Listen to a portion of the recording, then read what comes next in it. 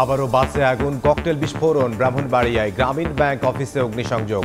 আওয়ামী লীগের ৪৪ নেতাকর্মী গ্রেফতার। ঢাকা সহ ৩ জেলায় বিজিবি মোতায়েন।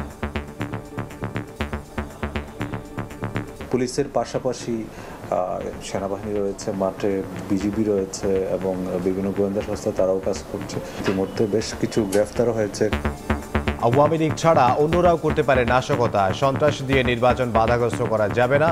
বিএনপি মহাসচিব ইইউ রাষ্ট্রদূতের বৈঠকের পর আমির খসরু। সন্ত্রাসী কর্মকাণ্ডের মাধ্যমে নির্বাচনকে বাধাগ্রস্ত করতে পারবে সেটা বিশ্বাস করার কোনো কারণ নেই। যাদের কর্মকাণ্ড স্থগিত আছে, এরকম ওরা এখন সন্ত্রাসী কর্মকাণ্ড তো অনেকেই করতে পারে। এটাকে দমন করার জন্য সরকার, আমি মনে করি আইন শৃঙ্খলা বাহিনী তাদের ব্যবস্থা নেবে। জুলাই হত্যাযজ্ঞের মামলায় শেখ হাসিনা কামালের সর্বোচ্চ শাস্তি চায় প্রসিকিউশন। ২ মাসের মধ্যে শাপলা চত্বর হত্যার তদন্ত প্রতিবেদন দাখিলের নির্দেশ।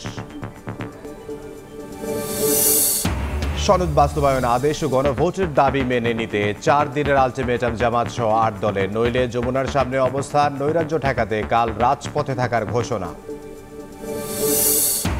জুলাই সনদ বাস্তবায়নে টানাপোড়েন, নির্বাচনের আগে গণভোটে আপত্তি বিএনপির। দাবি আদায়ে রাজপথের জামাত, অনড় থাকলে সংঘাতের শঙ্কা এনসিপির।